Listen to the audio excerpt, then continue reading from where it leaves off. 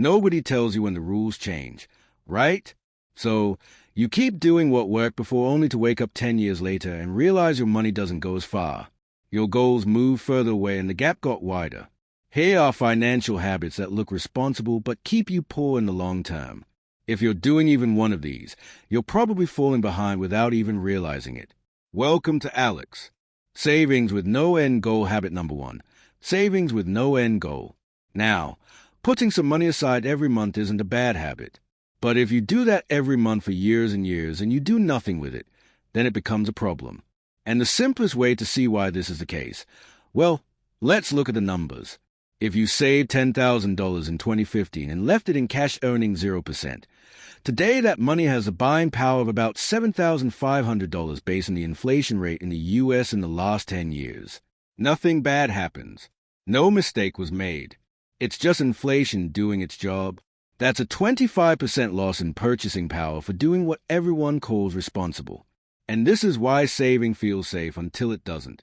Inflation doesn't hit you all at once.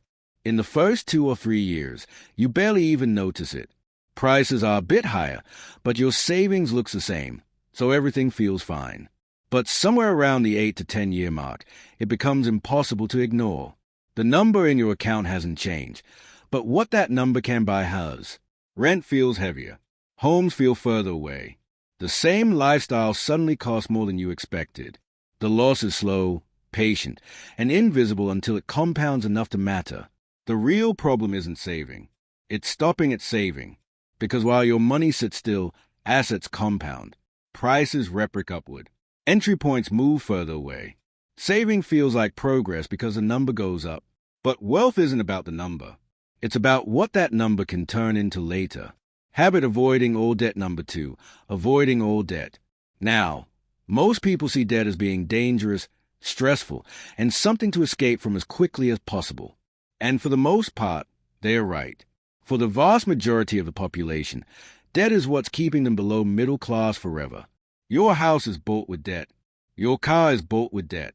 Your phone is probably bought with debt, too. And all of these monthly payments keep you in check. But at the same time, businesses scale with debt. Real estate is bought with debt. Governments function entirely on debt. And even banks operate on debt.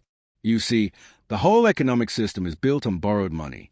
So when you avoid it completely, you opt out of the leverage, the very tool the system is designed around. While you're saving and waiting, people who understand leverage are buying assets earlier, locking in cheaper prices, accessing lower interest rates, letting inflation work for them, not against them. And this creates a widening gap. Avoiding debt entirely doesn't protect you from risk. It just guarantees you'll pay more later in cash.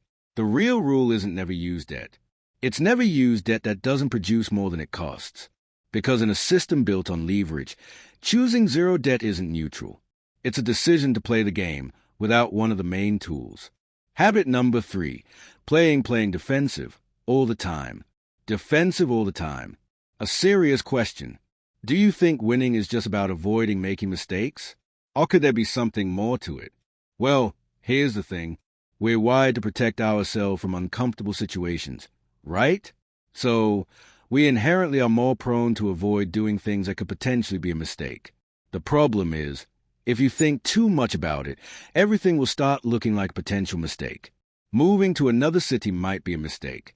Changing careers might be a mistake. Spending most of your free time working on a side project could lead to nowhere. Asking that person out might be an embarrassment. But you see, in the words of the great Anthony Bourdain, you have to risk a few bad meals to find the really good ones. Playing defensive doesn't hurt you immediately. And that is why this habit is so common. You don't know what you're missing out on if you never do anything a bit risky. Defense protects what you already have, but offense creates what you don't. Costs scale whether you want them to or not. Housing rises, healthcare rises, education rises, time gets more expensive. If your strategy is only to defend, eventually reality outruns you. And that's when people say, I don't understand. I've been careful my whole life. They're telling the truth, okay? Because being careful doesn't compound. Budgets don't build wealth. They buy time. Time to learn, time to position, time to deploy. But if defense becomes the end goal instead of the bridge, you stall permanently. The people who get ahead aren't reckless, okay? They are just playing offense early while defense still feels efficient. And these are the kinds of insights that we go deep on inside the Alex app. Between our daily coaching sessions and expert collections, you're getting the same level of guidance as a millionaire mentorship for less than $200 a year. And if you download it at Alex, call our app and scan the QR code on screen, you'll secure 25% off your annual subscription, which is a tax-deductible expense. By the way, I'll see you on the inside. In the meantime, waiting for certainty habit number 4, waiting for certainty.